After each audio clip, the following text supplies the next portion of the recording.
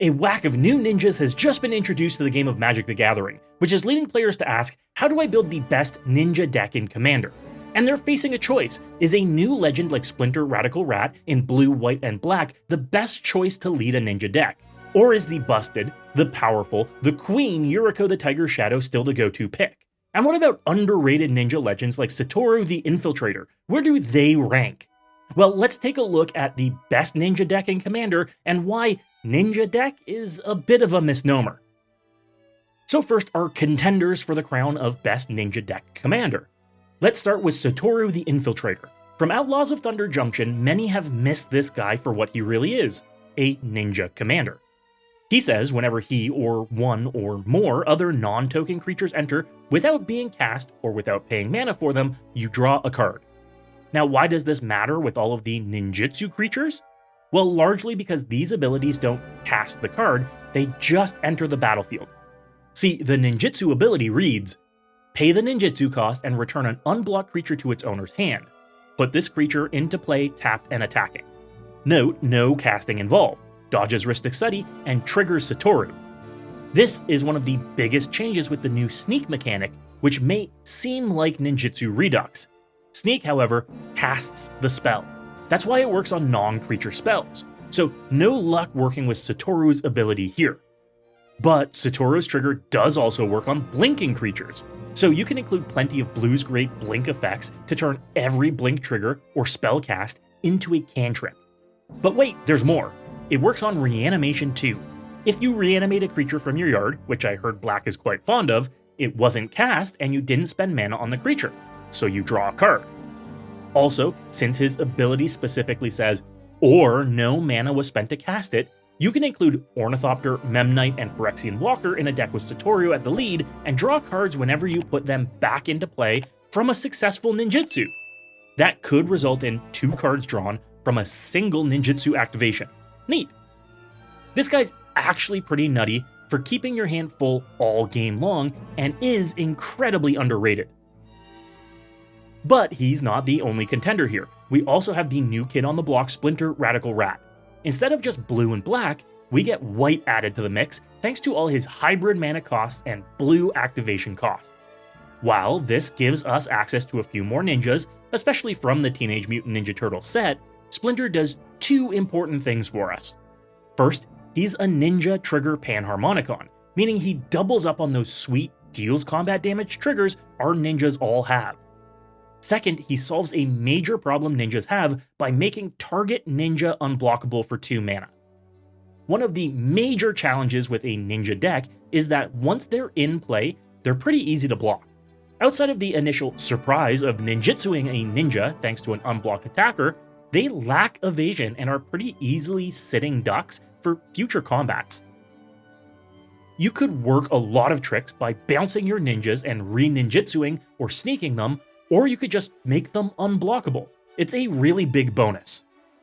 Especially when some of the triggers you could be doubling up on are exiling multiple creatures with a Turncoat Kunoichi, or bouncing multiple creatures with a Mistblade Shinobi, or even casting tons of free spells with a Fallen Shinobi. That's a strong effect that makes more strong effects stronger. But the downsides are, he's not a draw engine on his own and he doesn't win you the game. He does nothing on an empty board on his own. He just makes everything you're doing that much better. It's fine, but I wouldn't say it's the best.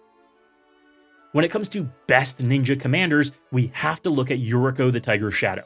There's a few reasons why she was one of our only legends on the first draft of the Game Changers list. She's just that good. And the first big reason is, as covered before, ninjutsu, even commander ninjutsu, isn't casting the creature. It's an ability, not an alternate casting cost. Meaning, as long as you're ninjutsuing Yuriko, she'll never cost more than 2 mana to get into play, and that is a huge advantage. The second reason she's feared at tables across the world is that she can do some insane burst damage. Depending on how you've built your deck, just 2 triggers from a Yuriko with your ninjas connecting for combat damage could dome the rest of the table for half of their life totals or more. That trigger also puts cards to hand, meaning she is both card advantage and win condition on a single card. She needs friends more often than not, but a Yuriko deck works consistently every time. With some sneaky deck manipulation and the right balance of high mana value cards, Yuriko is the queen of the ninjas. Has she lost her throne though? Each of these ninjas have their strengths. Satoru is maybe one of the best card draw commanders you could have in the command zone with the right deck. Splinter is the best at multiplying synergy, including that of our other commander contenders. And Yuriko is the deadliest, while also being the most consistent and dangerous threat. Right here, I'm happy to declare Yuriko is hands down the winner of our battle of the commanders. But there's one thing you need to understand about a Yuriko the Tiger Shadow deck. And that's that it's only a ninja deck in name. Rarely in practice is she a ninja deck as classically considered. But Chris, you might ask, she triggers off of ninjas connecting for combat damage. How is she not really a ninja commander? And that's because Yuriko decks are actually flying men decks. They're packed with little evasive or unblockable creatures that you turn into ninjas to get Yuriko's triggers. Apart from Yuriko, you'll find maybe 2 or 3 natural ninjas in any Yuriko list. The reason for this is that ninjas don't do well on their own. They need small, unblockable creatures to allow them not to telegraph their presence. Of the 82 ninjas in blue, white, and black colors, there are maybe 6 or 7 that you want to be casting without ninjutsu or sneak, and that's because they just don't have ninjutsu or sneak. This is a symbiotic relationship. Unblockable creatures like Slitherblade, Gudo Lurker, or Tormented Soul are the creatures that they turn into when they're declared unblocked. Now, since Yuriko only cares that the creatures are ninjas, many have decided to cut out the middleman. Why make it more expensive to ninjutsu out a creature when those little 1/1, 1 mana evasive dorks can be my ninja triggers instead? Enter Maskwood Nexus and all of its cousins, and the reason this becomes a ninja deck in name only, because everything becomes a ninja without naturally being a ninja. Does that make this a ninja deck? Yes. Does that make this a deck where you can put all of your sweet ninja cards? No. If you want a deck that you can jam full of real ninjas with the ninja creature type, stick with Splinter Radical Rat. Again, he solves problems, but himself doesn't do the thing. But if you want a deck with a ninja at the helm where everything, like cosplays as a ninja, Yuriko is the deck for you. I'm going to break down how the Yuriko deck works along with my version of it, so if you've found a place for all of your ninjas, be sure to hit up the comments with your picks for the best ninja commanders. There are 3 main parts to the Yuriko deck, which sounds like a lot, but in reality is pretty seamless to work into a build. First, you want your unblockable dorks. These can be legit unblockable dorks like Changeling Outcast, Ginger Brute, or Triton Shorestalker, or they can be basically unblockable flying men like Fairy Dream Thief, Hope of Girapur, or Spectral Sailor. The point is they need to be cheap and they need to be able to connect. The list I've put together has 21 of these small, evasive dorks, all costing just 1 to 2 mana. As long as they can connect, being a 1/1 doesn't matter. Yuriko brings the heat once they become ninjas. And that brings us to the second moving part, making everything ninjas. Maskwood Nexus is the standard here, but we have multiple options that you might not have thought of. Like the old school and high mana value Xenograft and Conspiracy. At 5 mana, these are the most expensive versions of this effect, but that's okay, because if they're flipped to a Yuriko trigger, that's still 5 life lost for each opponent. Special note, Conspiracy actually removes other creature types and overwrites it with our chosen type, Ninja. So be careful, because a Mausoleum Wanderer is going to lose that spirit-related trigger it has, because you're not going to have any other spirits trigger it. We also have the best of these effects, Arcane Adaptation. With its printing, the Yuriko archetype really came to flourish, and grew in consistency. At just 3 mana, this means it comes down early and can be making Yuriko triggering 3 to 4 times on like turn 4. And the newest to this pile is Leyline of Transformation. It does the same thing with the obvious upside of being a leyline, so if you start with it in your opening hand, it goes right into play. You'll be able to have that happen roughly once every 14 games, but when it does happen, it's super satisfying. Then the last piece of this puzzle is something to flip for big damage. Here's where we need to pay specific mind to how we build our decks and what we include. I see so many folks drop LOL Draco in their Yuriko deck, but it's a dead card when you do flip it for 16 deadly damage.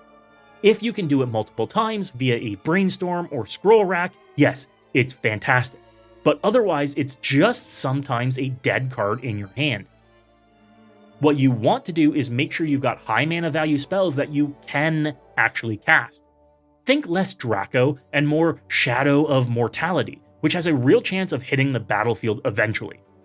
But more so, I'm talking spells like Lorien Revealed, a 5 mana spell that you can also island cycle away if it ends up stuck in your hand and you don't want to commit to casting it. Or Commandeer, or Misdirect, high mana value spells that you can alternate cast that trigger for big bursts of damage, but then don't make you spend 5 to 7 real mana to actually use them. You can't get caught with a Dig Through Time or a Treasure Cruise in your hand because you could legitimately be casting them for 1 to 2 mana later in the game rather than their 8 costs. They're 8 damage to a Yuriko flip, which is what really matters. And then there's the matter of split cards. Thanks to Rule 709.4b, a split card in all zones but the stack has the mana value of both halves. So a Commit to Memory, or a Discovery and Dispersal, or a Rags to Riches are a 10 and 7 and 11 damage flip to a Yuriko respectively. But they can then be cast for the cheaper halves of their effects, meaning they're the best of both worlds for the purpose we want them to serve. Big damage swings, but actually usable spells. When you're then able to use Sensei's Divining Top to move cards around and ensure you're getting the biggest hit for each Yuriko trigger, it's not surprising that all 3 of these effects combine for the biggest boom. And because this is a high-powered deck, we're able to work in Tutors as our game changers to make this work even better, since the chosen Tutors do 2 things for us. For non-game changers, we have Personal Tutor and Scheming Symmetry, both tutoring to the top of our library. We can use this to find a piece of the puzzle, or we can use this to stack our decks for our Yuriko triggers to end the game. Game changers like Imperial Seal, Mystical Tutor, and Vampiric Tutor, all clocking in at just 1 mana, set up our opponents to take 10 or 12 or 15 damage from a Yuriko trigger. That ends the game no matter how you stack it. With the aforementioned Brainstorm and Scroll Rack in the deck, you could flip and reveal a Cauldron of Eternity to one of your Yuriko triggers, dealing 12 damage to the table. Respond to the next Yuriko trigger by casting Brainstorm to put that Cauldron back on top for another 12, and then respond to the next Yuriko trigger by activating Scroll Rack to put it back on top for another 12 life lost.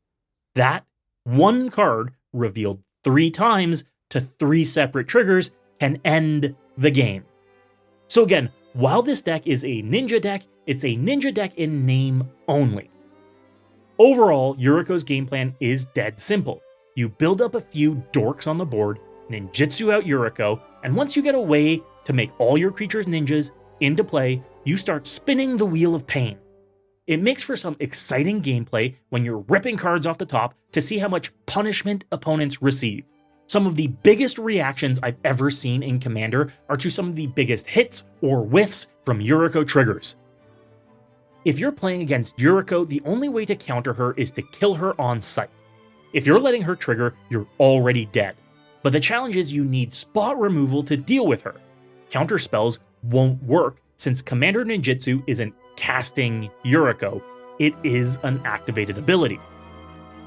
If you can strangle a Yuriko player's ability to keep little dorks on the battlefield with either targeted burn or effects that prevent them from attacking, you can push the clock in your favor but never really stop it.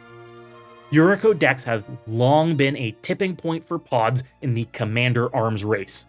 Once someone introduces a strong deck like this, that genie can't be put back in the bottle. It's either that player stops bringing that deck around, or everyone builds faster, stronger decks to stop Yuriko. Build this deck with caution. What are your best stories playing as or against a Yuriko deck? I would love to hear from you in the comments. And don't leave without checking out my sponsors like Card Conduit, They are hands down the easiest way to sell your individual Magic cards without the hassle of traditional buy listing. They'll get you top dollar while handling all of the heavy lifting, from sorting to grading to optimizing your price across a huge network of vendors. And they'll give you cold hard cash for it. You can use the promo code MECHANIC right now for 10% off of all fees. And if you want to pick up the cards for this list, make sure to go check out Card Trader. Use my promo code MECHANIC right now for 5% off your order from any TCG. Card Trader's zero system means you can get cards from all over the world with only one shipping fee. Save money and time today. Lastly, you can check out all of my decks on MOXFIELD. MOXFIELD is the best deck building platform in the world and makes it easy to build decks and search for specific cards with their powerful tools. Have you checked out their drag and drop feature yet? It's revolutionary. Be sure to check out my brews and follow my profile there right now. If you were inspired to brew today, you have to hit that subscribe button. Check out this other deck on my channel right now for more sweet tech. And as always folks, good luck and have fun.